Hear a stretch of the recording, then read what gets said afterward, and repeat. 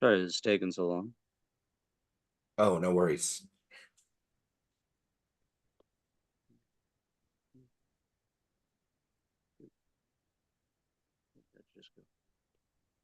I just gotta share it here really quick.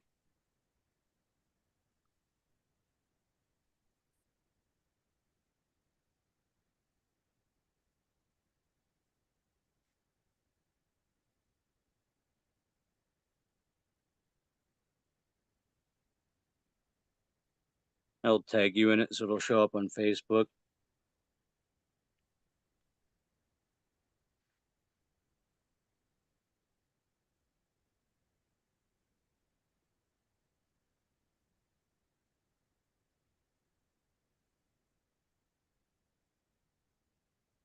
Second.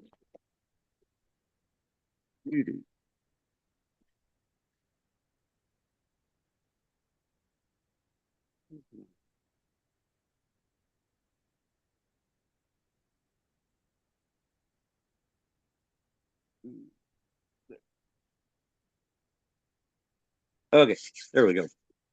Okay.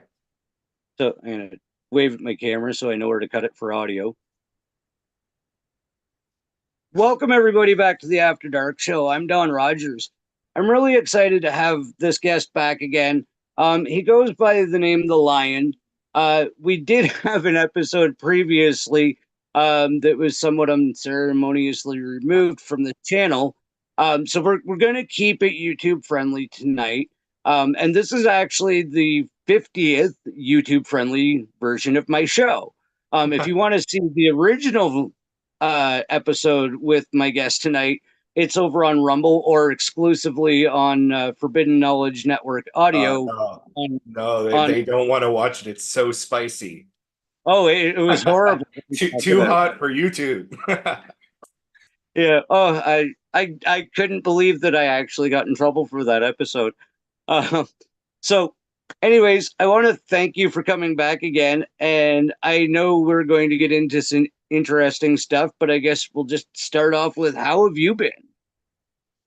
Well, since the last time we spoke, uh, it's been interesting. This I didn't really talk about it too much in the last show, I don't think, but this summer, I kind of went through some things, and there were a lot of people, like toxic people in my life formerly in my life that were involved, family, in-laws, things like that. Um, and the amazing part was, when I was at my lowest point, when I had nowhere to turn, and I didn't know what was going to happen next. Um, I started I started getting videos in my YouTube feed that were like they had been made by God himself. It was almost like the exact message that I needed to hear at the exact right time, and it hasn't stopped since then, right? It's like, "Oh, you're one of the chosen ones, hmm? Seems like you're going through a rough time. Well, don't you know that God God forges the chosen ones and such?" I mean, it was like stuff like that, but like deeper than that and way more specific. Like it's almost like the AI version of a channeled message. And I just in the last month and a half since we spoke last, I because I humbled myself and conducted myself in the way that I was supposed to during that time. And I was promised at that time that if I did that, then the snakes would be revealed and their time would come. And I'm watching that happen in real time. So it's interesting. So, Um, we won't get into it because that's what got us into trouble. But this was yes. all kind of kicked off by your NDE, right? Yeah. Yeah. Yeah. And That's the genesis of everything. yeah, so would you consider this more a spiritual awakening or a religious experience? Because I understand what you're going through. I just wanted to get your take on it especially because you do have a religious background. Yeah. Um, I don't, if for in my own personal life, uh, in my own personal life, I don't really distinguish the two because, because as you say, I grow up religious, and I've since, I've learned from many different religions since then, and I find that most religions, they have enough truth and they have a lot of lies. And so I don't really I don't really like the word religion per se. So for me, it's spiritual experiences. Um, Yeah. my religion is spirituality. My religion is the truth. No, I dig that because even myself, like I'm still just discovering what it is I believe in. Like I've been down the road of explaining my story, how I just kind of snapped online and realized there was a lot more going on in the universe last year, Yeah. right? You do always have that quintessential moment that shifts your reality that gets you along these lines of thinking, Yeah. right? Yeah. And Well, oh, go ahead. Go ahead. go, Well, when I had my NDE, one of the things that was impressed upon me was just that, um, you know, I grew up in very strict Christian circles where, a lot of times they teach, that we are all born sinners. We are born doomed to go to hell. That, you know, um, we are, we're lucky that God would murder his son for us because we don't deserve anything. And when I had my NDE, I mean, God told me that was the furthest thing from the truth. He's like, think about it. Okay. Why, even if that narrative of my son being sacrificed for the sins of humanity, even if that's true, that's not true. And not that the happening didn't happen, but the reason they say it happened is not the reason. But anyway, um, yeah, why would I sacrifice my son for a bunch of people that aren't worthy to be in heaven? Like it's our birthright. We are all sons and daughters of God, and a place in the kingdom of our Creator is our birthright. We were born for this. So that was kind of the moment that brought me back to believing in God because well, I mean all of it, but that moment in particular, like it made a lot more sense to me when I saw it from that perspective. yeah, it there's just this paradigm shift that happens, and I get what you're saying because like with mine, it was the whole memory overlay thing of different realities that triggered me to realize that there was a lot more going on. Um, just again to skip back though, you mentioned that the messages that you were receiving is through like videos in your feed. Um, is Sometimes. yeah.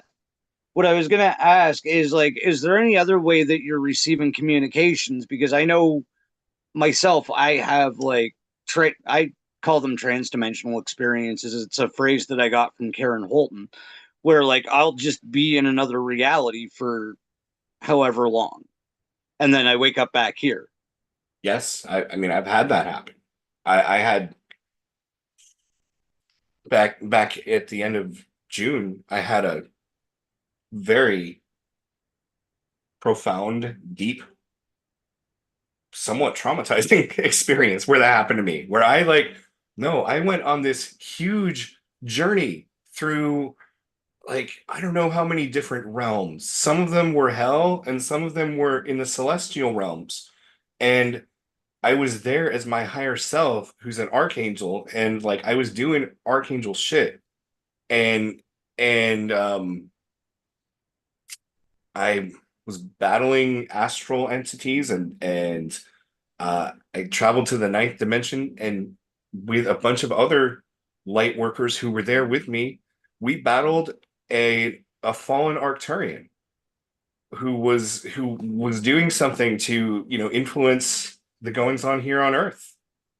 And yeah, and there were, and it was weird because it's like I was in all these different realms, and in my mind, it's like it happened in a certain order, but then when I try to recall it, I started to realize that all of these things were actually happening at the same time because I could correlate certain events together, even even in my 3D life. Like there were things that happened when I was in hell, and in the back of my mind as I'm telling the story, I'm like, oh, that's just like the time when I was a kid, and and uh I found a rock or something. It wasn't quite that. It was, but if you take my meaning at all here, where I'm going with this, but Hey, yeah, yeah, the transdimensional stuff. During that incident, um, the veil was very thin for me, and there was a lot of things going on in the 3D realm that I could see. And yeah, I interacted with I'll call them interdimensional entities. They would manifest in human form, like on social media, for example. They would be one person, and then some other person would talk to me, and they would clearly reference the same conversation. And they even bragged about it. They're like, by the way, I'm an interdimensional traveler, right? Like they said that as they're saying this. So like just to make sure I understood what was happening, you know? And yeah, yeah, shit got real weird. Um there's some things that happened that I won't talk about, in fact. But yeah. no, I like how you described your experience there because it actually ties very well into my personal understanding of transdimensional experiences because the way I've figured it out is it's basically stages of our conscious existence. And sometimes you get a little bit of bleed over or a full on experience. Like I know I've gone to sleep and well, when I was 15, I went to sleep at my mom's house and then went to a completely different school for 5 years and then woke up and I was still 15 years old at my mom's house. Right. So, Wow. yeah, yeah, I can definitely understand when you're talking about the layers. Like, I think what we're experiencing is just layers of our conscious existence.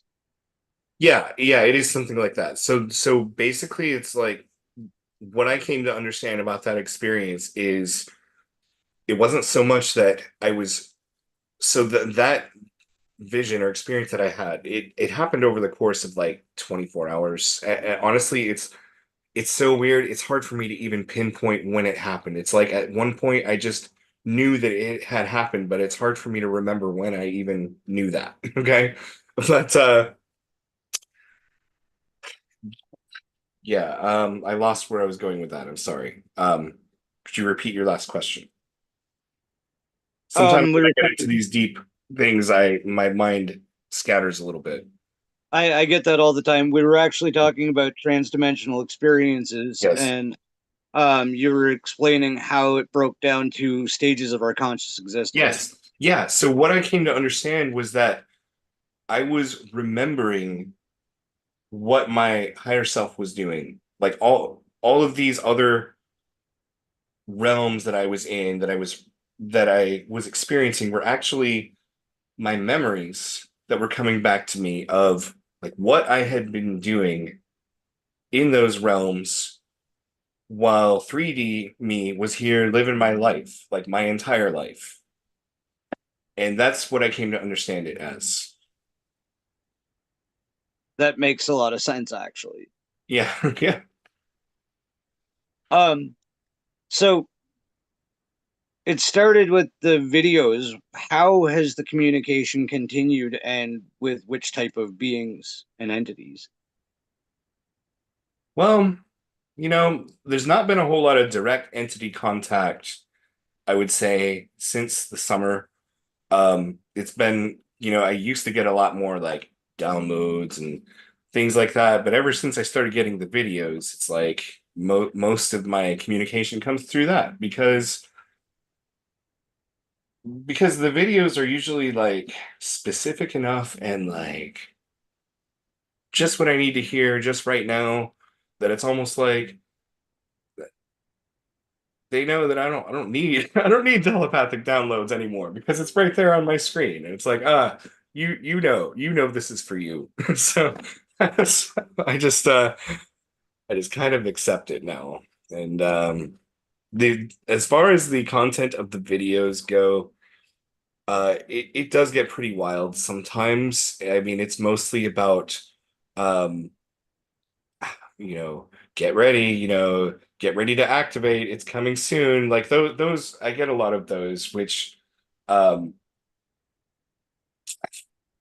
that's fine. But the stuff that comes at me that is more unexpected is like the deep spiritual teachings that come my way. Like it's like somebody's wanting me to do some learning because like I just it just shows up in my queue and it's like, oh, here's the I Am Discourses of Saint Germain. That was the first one. And that book, that is the most important book on metaphysics that I've ever read, probably that's ever been written.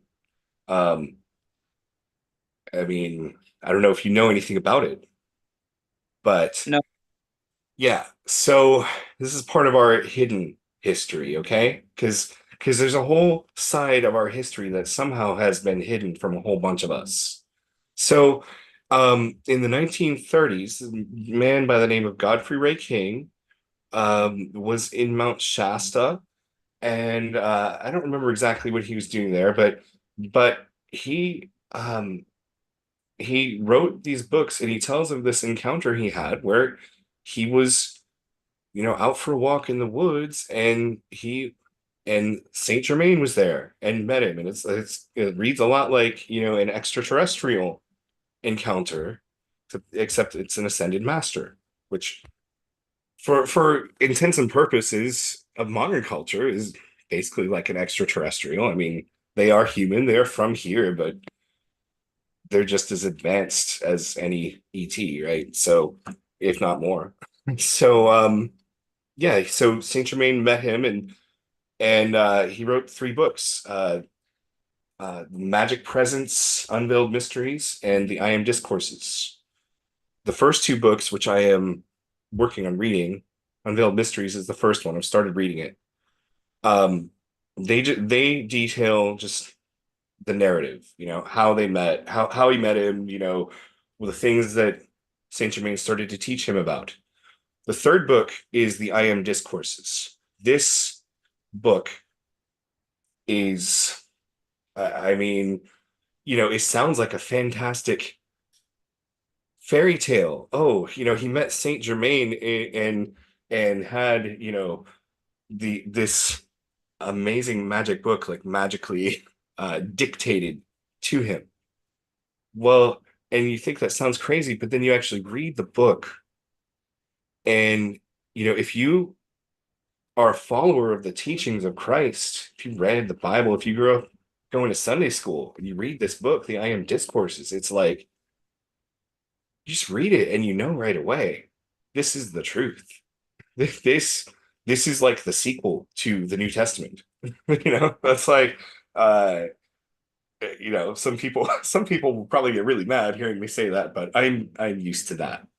So basically Saint Germain in this book he details in great detail the power of I am. And this I am movement is regaining some popularity, which is good.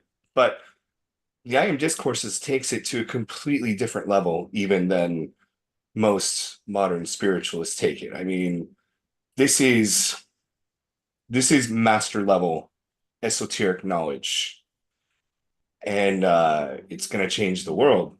Well, I mean, it's already changing the world, but it's going to change it even more real soon, in my opinion.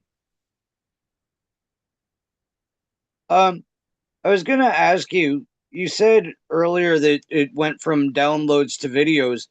Hmm? Um, when you were getting your downloads, would you say that you were getting gnosis? Because that's, I'll be completely honest with you and the audience, and I've said it before. I just kind of fell ass backwards into intelligence. I started just understanding things and being able to put things together. So I didn't know if that was. Yeah, really kind of hard to put my finger on it. Um, I actually started receiving downloads before I even had my NDE. And I didn't really understand what it was or what it meant. Um, so after my NDE, that's when the downloads really started happening um, more frequently and more intensely. And a lot of times they contained, a lot of knowledge about the way the universe worked and just a lot of things that people ask questions about. It's like I would receive, oh no, it just works like this. and and then I would do a little research on it and find out that yeah, that there are people who believe this, and it's quite viable. And this happened to me a lot of. It even happened to me. Um, you want to talk about the Archangel Samael when I had my NDE, and it was revealed to me that, or implied to me at that time, that is the identity of my higher self. Um,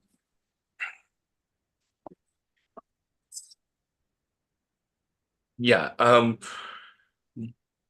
Basically, it was impressed on me at that time that Samael was a fallen angel at one time, and at eventually he returned to service to God, and then what I was told was he wanted to be reborn without the memories of whatever it was that he had done to become fallen or while he was fallen, and God granted him that wish, and here I am. That's what I was told. And so then later on, while I was doing work with um, manifestation,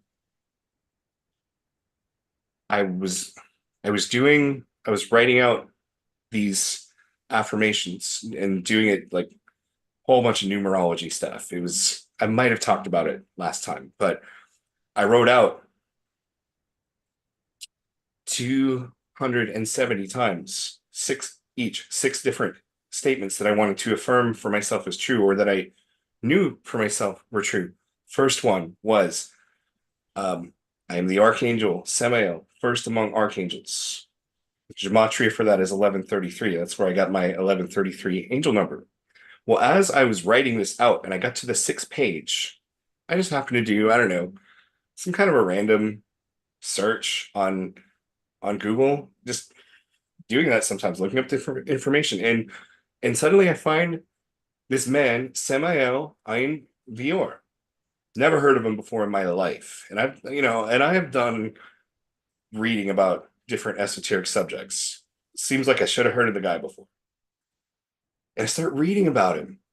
And I mean, he was like a big deal in the mid 20th century. This a Gnostic prophet. He wrote 60 books and extremely knowledgeable about all kinds of ancient mysticism. And he was an incarnation of the Archangel Samael. So I start reading his work, and he talks about how Samael was a fallen angel who returned to service to God. And I was like, what? I thought I was the only one who knew about that. Like, but here it is. Like, So where'd that so all that just happens? I don't think so. And there's a lot more to the story than that. But so when I was just trying to think, could is it even possible that I could be reincarnated from this person? Um, I looked at the date of his death, and it was like 6 months before I was conceived, basically. So, so yeah, it's entirely possible. Um, I would say likely at this point, based on other other things that have happened to me. Um, but yeah, it was that was kind of like my own uh my own version of the never-ending story, I guess. That's really cool. And I want to ask you about that. Have you ever considered, like myself, I went through a series of QHHT sessions, like hypnosis. Yeah. And it was actually during my first one, it was on Typical Skeptic. The therapist got me to tap my higher self, and it turned out to be Gabriel. And quite often, the practitioner would get him to speak instead of me. And I was wondering if you'd ever considered doing something like that, because it's really an interesting experience to basically be put in the back seat and hear somebody else speak through you. I mean, yeah, I would be interested in trying it sometime. I mean, personally, I mean, every experience is different, but I have a very close relationship with my higher self at this point. Um, like we get each other, if you will, because Samuel's the outcast, and I've always been the outcast. So, um, but he's the outcast because he's right, because he stands up for what's right, no matter what anyone says. He's going to stand for God's truth, and that is has been burned into my soul from the beginning. Um, are you able to share some of the messages that he's conveyed to you, like what you're supposed to be bringing forth? I'm here to take part in the final judgment of humanity and build the new heaven and the new earth, or build the new earth. Yeah, that is that is what has been ingrained upon me ever since my NDE. Like, okay, what now? And message was, you're here to take part in the final judgment of humanity and to build a new earth. So how And that happens, I don't know. Uh, you know, I'm just trying to do my best to just coast to the end. So, no, sorry, I just got blanked out too. that is okay, sir. Shoot. Um, you had mentioned Arcturians earlier. Have you ever had any communication with those beings? Frequently. Um, well, these days it happens again a little bit differently. They send me a lot of video messages. Um, but so my first encounter with the Arcturians, I had just had a past life regression um, session with my spiritual advisor. Um, and she was talking about how she could see there was like a blockage in my crown chakra. And she was like, "Oh, but it's, we can get the Arcturians to help you." And she's like, they will take take you on their ship and check you out, and you'll be able to help tell them how to fix whatever's wrong because you'll be there too. And I'm like, okay, And so, sure enough, it was I don't know if it was that night or over the weekend. Um, I yeah, it was Saturday. I took a nap on the couch, and in my dream I saw myself on like a table or a bed in their ship. It was like super high tech sci-fi, not like I don't know, everything was like kind of polished metal everywhere, and um no like sharp pointy edges. Everything was like kind of rounded, and uh, and I saw like a mask or something over my face. Um, and then I don't remember much else about it except as I was waking up, I heard a voice in my head say, "We're done. It worked." And then um, I start hearing him like he's like talking to me telepathically. There's an Arcturian in my head talking to me telepathically, and it's like he's like giving me advice or telling me how it's gonna go. Unfortunately, I don't really remember much of what was said, but I remember that it was the tone, and it was like very like knowledgeable, like almost like you're very smart doctor talking to you about it, but also very like compassionate, um, and not like judgy or condescending. When I first started learning about the Arcturians, my inner expectation was that, oh, I bet, they're real like uppity and like, they look down on us measly humans, like it was so ingrained in me that I didn't even think about the fact that I expected that, but then when he was talking to me, it was just so not like that that it caught me by surprise. It's like, oh, you're not you're not talking down to me, a human. You're talking to me like we can just have a normal conversation. It's like, so anyway, that's and yeah, that was interesting. And then there have been other there was a period of time, I would say, for like that first year after that experience, where I had many telepathic communications with Arcturians. There was one time where I remember being back on board their ship, and they had like some kind of a computer or something that could create like a simulation of 3D Earth, and um and they had like people in there. Uh, I don't know, okay? I don't know if this is ethical, but they were doing it.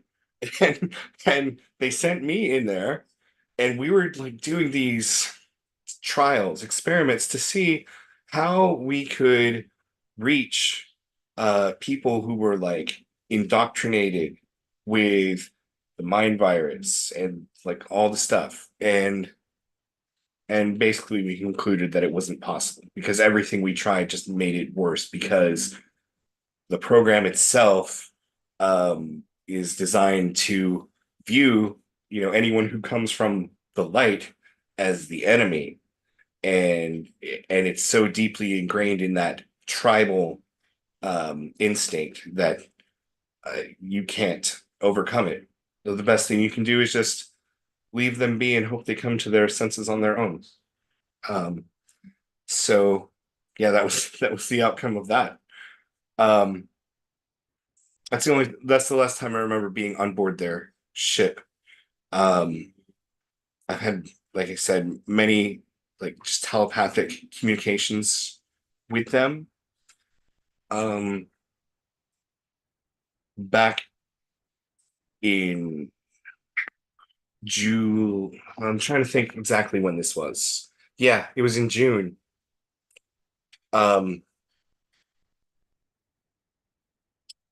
I well, I'm trying to think exactly what. Yeah, basically,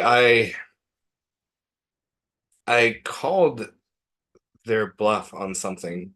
I don't know. I don't know if I can even call it that, but basically, things came to a head. and and I was like, this is it. We need to pull the trigger right now.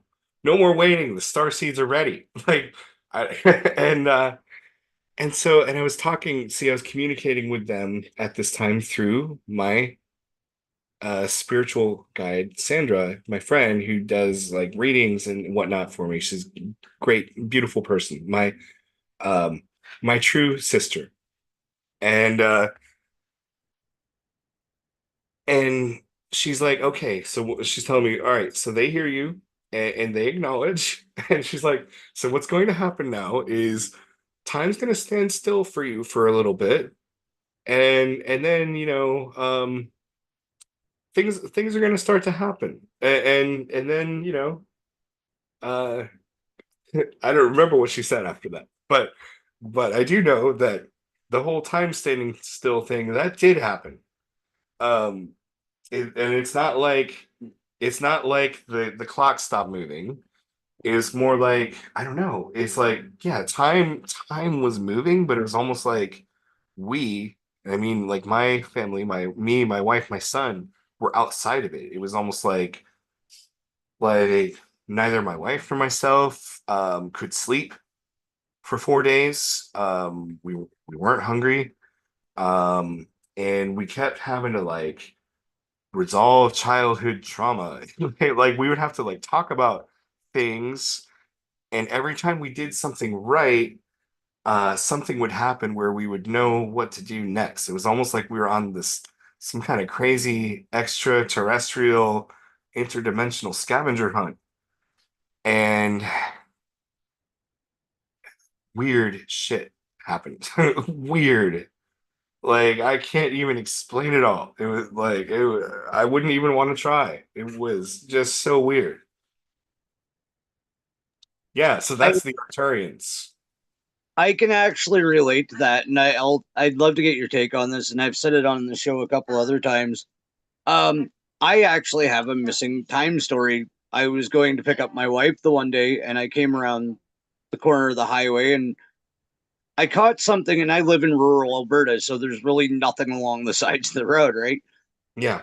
Something silver glinted in the upper left side of my vision, and I looked over, and when I saw it through the windshield, my brain didn't automatically go, "What's that?"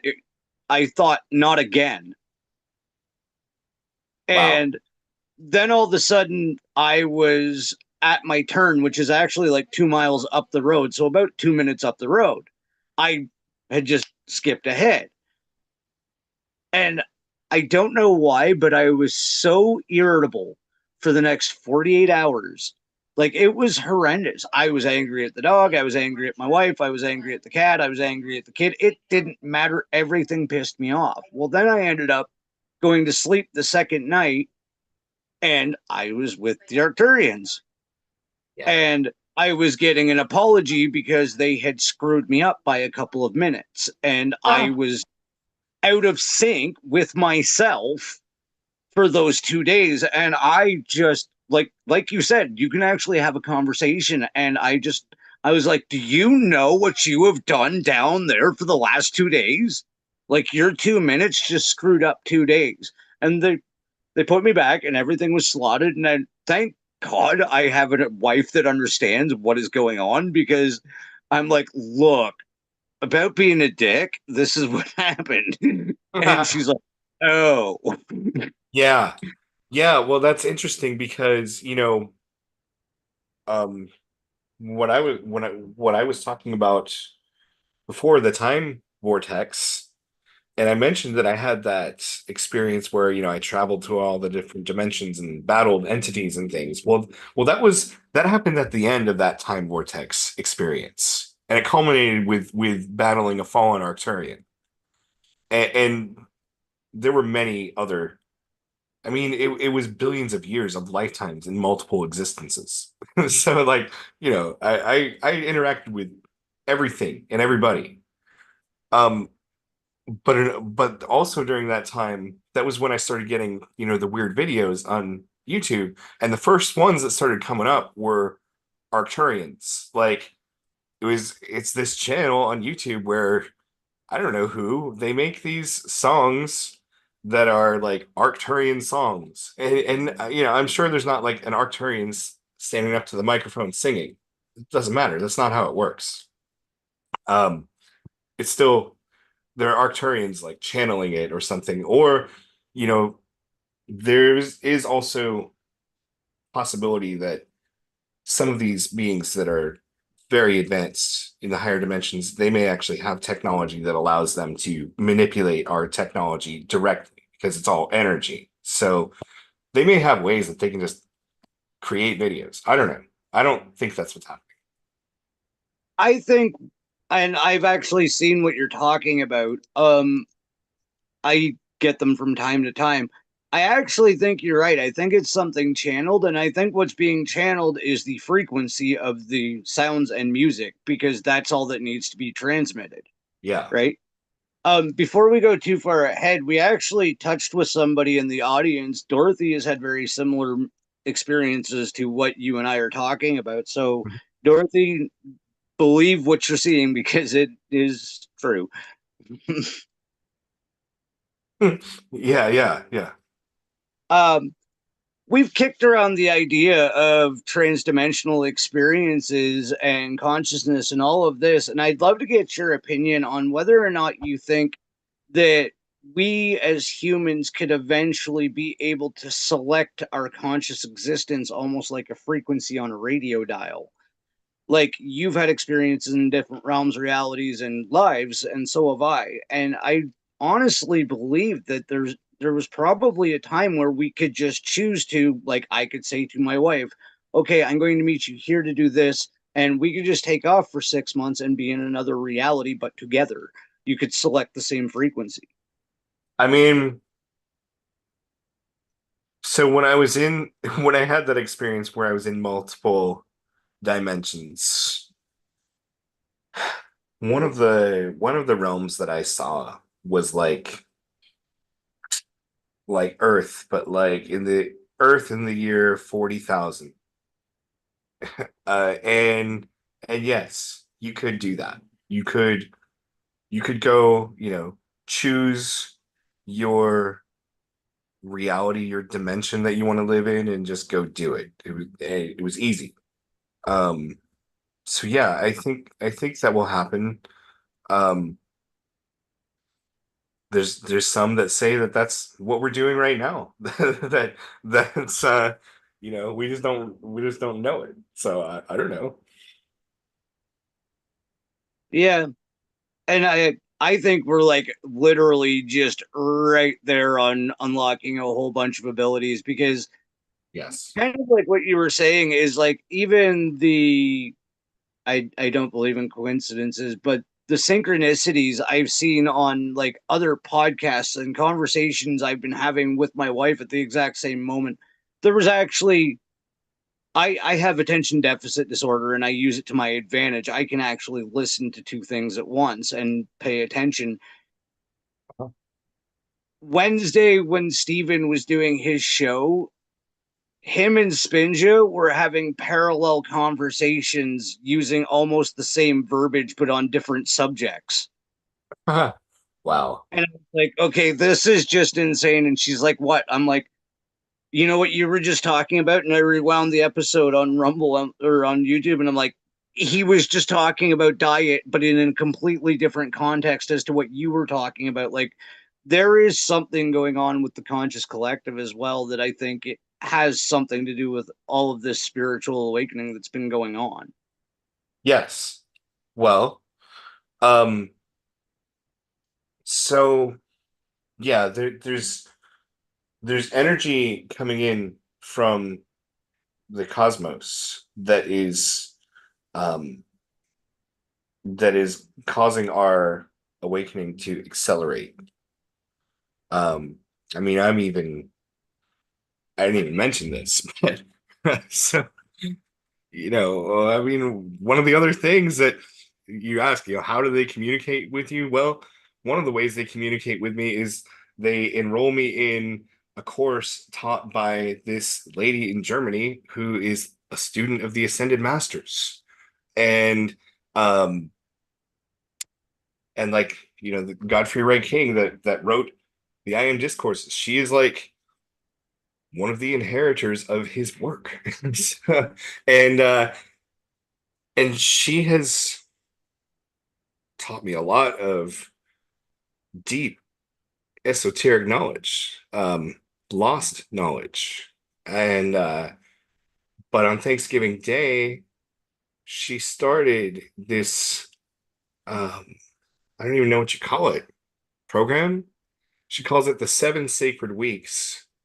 And for 7 weeks, every day, she and those who join her, we say these I am decrees out loud, but it's like intense stuff. Like we are calling celestial, like beings of the highest order down to bless the earth and its inhabitants. And we're doing this for 49 days. And it is very powerful. And so, and that's just one, we're just one group, one small group. But as Jesus said, where two or more are gathered, there I am. So if you get a few like awakened people together, awakened Christed people together, um, affirming, praying, speaking with powerful intent like that, it can have a huge impact. And I mean, I've even seen impact from things that I've done myself before. So yeah, and and it's not just me in this group. There's a lot of people who are, as the collective becomes more aware and awake, more and more people are lending their energy to this awakening, and it is accelerating. It's already, I mean, at this point, it's pretty much a done deal. It's just, we just gotta get there. And enough light bulbs have to come on. Well, I mean, I think even we're at the enough light bulbs point, but Yes. um now it's just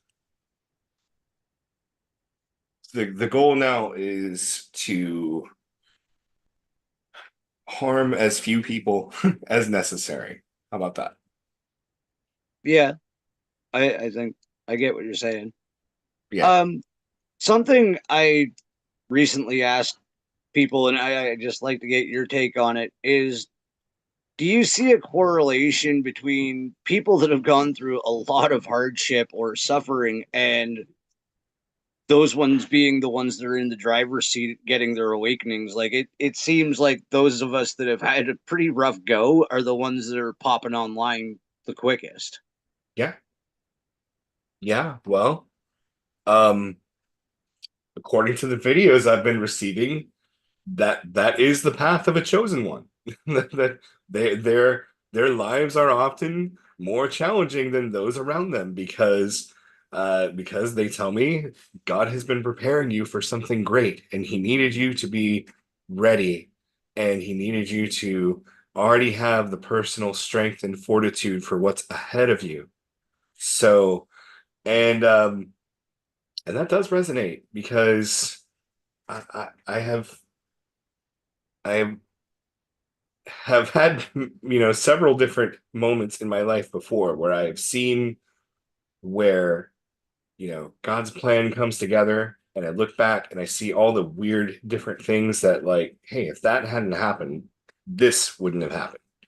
And so I do know how that works. And um yeah, so yes, I think that those of us who are awakened, we often do have a harder road. um and I think, what, the alchemist, you had her on your show, I think. Yeah. You talked about the witch wound, right? Yeah. Yeah. Well, yeah, that, I mean, chosen ones, man. That is, we are born with a different set of senses than most people.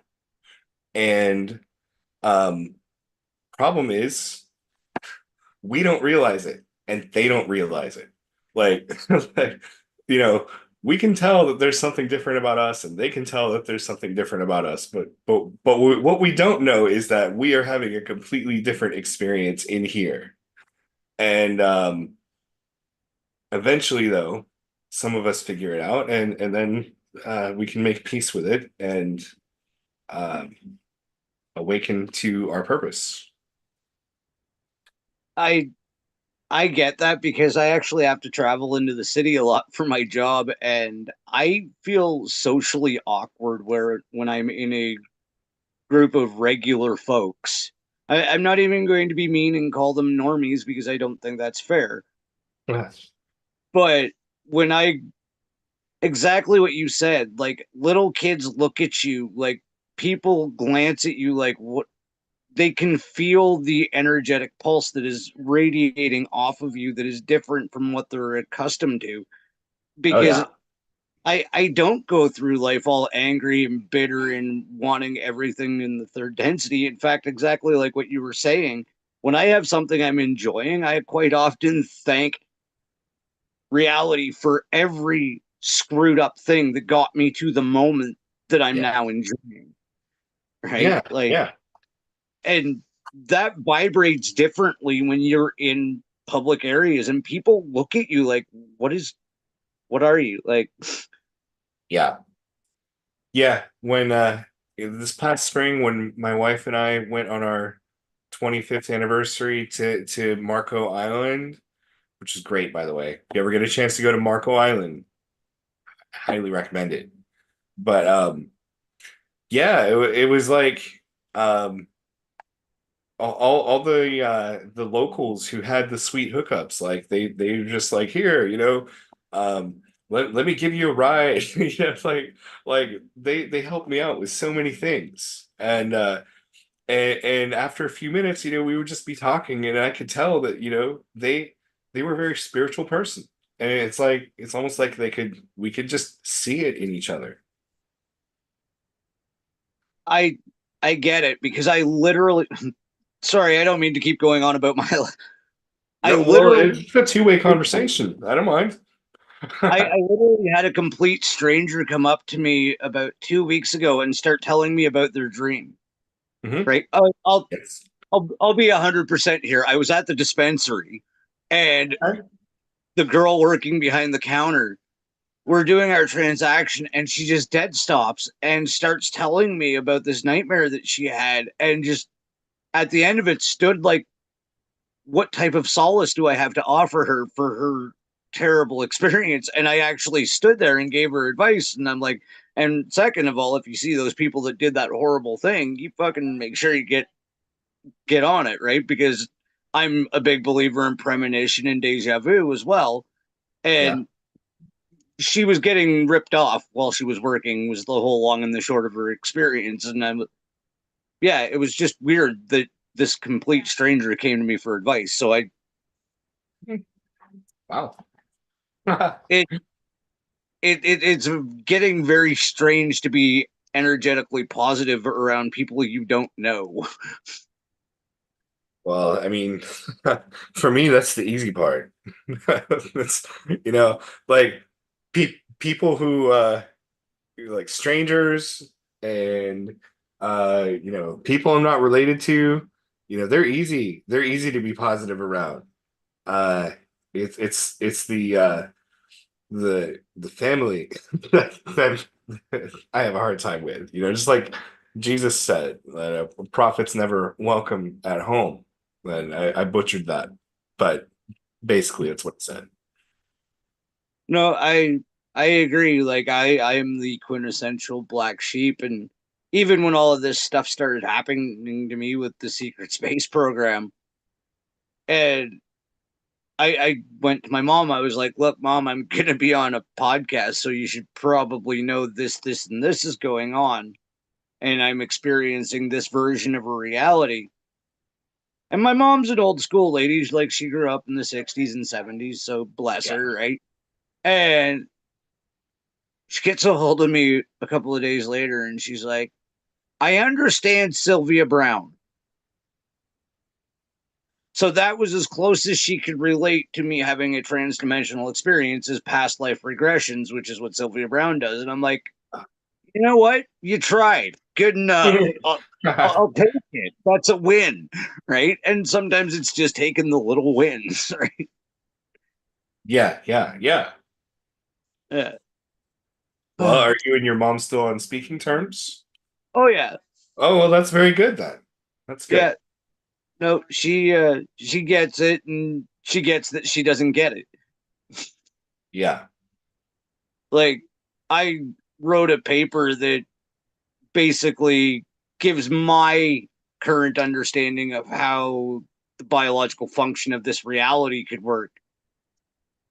And I know there's no chance that I can explain it to my family. So I get that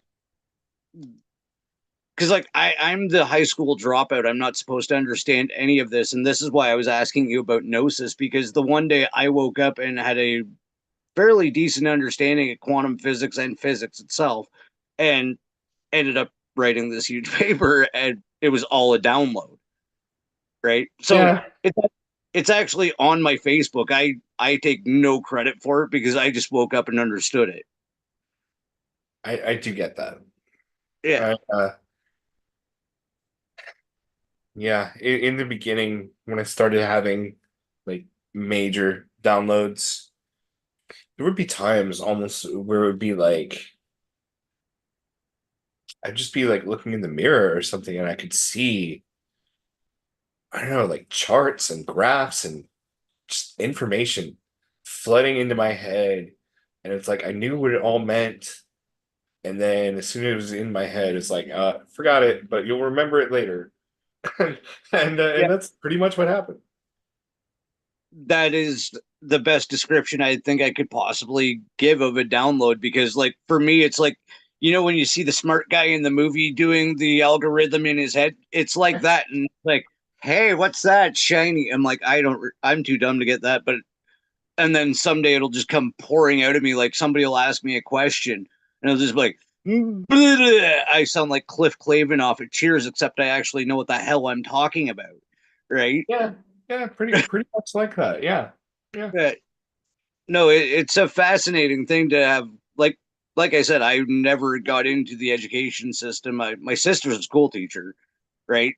But I kind of went the other way, went for the partying, went for the rough life, and took my own rough course. But now I don't even think my sister, the school teacher, could understand what I wrote. Yeah. Well, I've always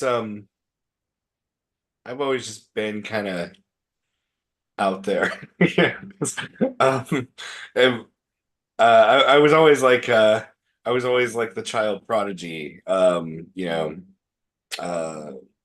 but I didn't get to go to university, which may have been a good thing. I'm going to say it was a good thing because here we are. Okay, I'm having this conversation with you right now. If I'd gone to university, maybe we wouldn't be.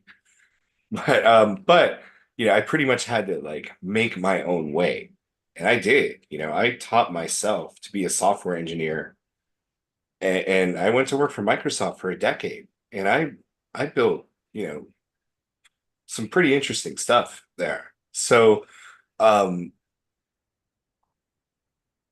so I've always kind of been a mystery and misunderstood by people around me. It's like um, they would acknowledge that I'm really brilliant, intelligent, whatever. I'm not trying to puff myself up. I have some mental acumen. Okay. Um, they would acknowledge that, but but uh, they will never acknowledge that I'm right. So take that for what it's worth. And with that intelligence, because I flirted with it when I was a kid too, did you ever get any of the offshoot things that happened in the public education system? Like Stevens talked about it, like the talented and gifted programs and Yeah. the hearing tests and Oh yeah. all of those things. Like, Yeah. I was in a program in my elementary school in Killingley, Connecticut. It was called PEAK, PEAK. From first to fourth grade, I was in that. And I don't remember a whole lot about what we did. Basically, like I think there were like five of us kids, I think, in my classroom, and they would pull us out. It could have been more than five, but it was about that many. They would pull us out maybe once or twice a week. Um, and yeah, we did the hearing test. I don't remember what else we would do. Um, just little projects. And but there was in fourth grade we did some kind of it was like it was us in the gifted and talented program that were primarily doing it, but it was also like the whole class. And we were in some contest to name the next space shuttle. This was in 1988, 87 to 88. And we chose Constitution. And so that was like our whole school year was that project. And they didn't choose us. But anyway, they didn't choose anybody in the end. So uh, I think they ended up going. There was some school that um, proposed the name Nautilus, and they were the winners. But we don't have a space shuttle Nautilus, so I to this day I wonder what happened. Well, yeah, Yeah. No, that's wild because like I said, I was the solid C student, but I got pulled into those programs too for some reason. I've told this story before, so I'll do it quick. I got invited to the Ontario Thinking Symposium the year after I almost won the science fair by accident. Um, and Hmm. that day consisted of a bus ride there, one what I think is screen memory, and then 8 hours of missing time, and then a bus ride home. Wow. Yeah, I don't. And oh, and it was like 8 minutes from a military base. Okay, okay. So we were all ushered into the auditorium, and that's about the last thing I remember about that day. Wow. Um, so yeah, there was some definite. And what I was getting at is, I think they track us all the way through. Like they know which ones are potential threats, Yeah, potentially going to be able to figure things out for themselves, be able to look past the rudimentary amount of information that we're given in the public education system, yeah, because we're literally given just enough information that we don't question that what we were told. yeah. Well, so here's what I've been able to piece together. A lot of this is very theoretical, okay, but I have good reasons for having the theories I do, okay? So go back in time to World War II, okay? Who won World War II? Not not not the good guys. The Nazis won, okay? And how'd they win? Because they took over the United States government. I would call that winning. And so they immediately set about implementing MK Ultra. This was not, people say it started in the 60s. I don't think it started in the 60s. I think it started in the 40s. Um, and the way they did it is through like generational generational abuse. They start this generational abuse pattern, and that's basically, you put a child through this situation where like the most loving person in their life is also the most evil person in their life, and they grow up to be a monster themselves. Um, and that's what I call MK Ultra 1.0. And then their kids were the next generation. Those would have been the ones in the 60s and 70s or 80s. And and then you have now, which is where they have the Mockingbird. It's shared with the masses. So what I believe is that Somewhere around the 60s. The Have you heard of Commander Valiant Thor? Yes, I have. Okay. So around the 60s is around the time that Valiant Thor made contact with the US government. And I believe it was also around that time that the Starseed program, like they became more aware of it. And so the CIA, we know that they knew they knew about starseeds. They were looking for them. This is in declassified documents. So my theory is that you have these groups like the Finders. Well, what were they trying to find? I think they were trying to find us, star children, right? Indigo children, okay? And I think you had different factions. I think you had some that were um, trying to get children for the MK Ultra program. And I think that you had some that were actually, genuine souls that were trying to protect children like us from ever being found. And and it's kind of like this quiet power struggle. And yeah, it was people in the US government or associated with the CIA. I mean, I'm no fan of the CIA, but I don't think for a minute that every single person who's been in that organization is evil. I think there's good and bad in everything. I I agree with that. There's some there that are doing it for the right reason. Yeah. So yeah, I think that they knew about us. They had have files about us. And I think that there is like this balance of power of trying to control us and the information on us. I I think you're onto something there, and I think that's been like the way they've been doing it for generations now. Yeah, And I honestly have alluded to the fact that I think the entire sociological structure that we live in is part of what people consider the trap, right? Because we have become so compliant and reliant on the system that controls us that we're just now nobody knows how to do anything for themselves anymore.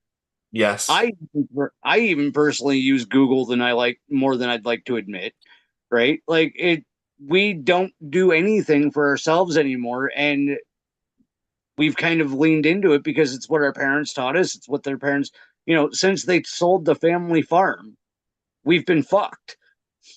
Yeah. Yeah, I, yeah. I mean, I I think, well, to a degree, I think that's true. It's like, again, it gets really complicated, okay? Because it's not as if everything that's been going on here is just evil, okay? There's good and bad. And, life still goes on. And, people still love, they have families, and that's all good. And it's good whether, whether the reptilians are in control or whether, Trump is in control. Yeah. Just throwing that yeah, out there. Yeah. yeah, I don't care. But yeah. so I mean, is it a trap? Yes. But does that mean that all of the things that are part of our society are bad? No, not at all. So No, a lot of parts of our society are very normal and expected, and that's the problem because it's like there's they always add a hook into everything to trap you, whether it's I don't know. I don't know where else I was going, but you see no. what I'm saying. And I really think that's a very positive point. And we've been going for about an hour. So I guess unless there's anything else you want to throw in before we go, I kind of like that there's a good and bad and everything. I think that's a nice way to leave it. I firmly believe in um in the goodness of God. And you know, there's a lot of people that don't believe in a personal God, that God's not like an entity with his or her own consciousness. And I've just not found that to be the case at all. Okay. I've met God, and um and God is good, and there is a there is a plan. And yes, things have been difficult, and there's a lot of reasons for that, but we've never been alone, and it's never been so dark that we are just doomed. And we can't allow ourselves to even think that, because that too is a trap, right? Like, we have the light in us. Anywhere that God is present, all of God is present. So if the I am presence is within you, you have everything that you need already.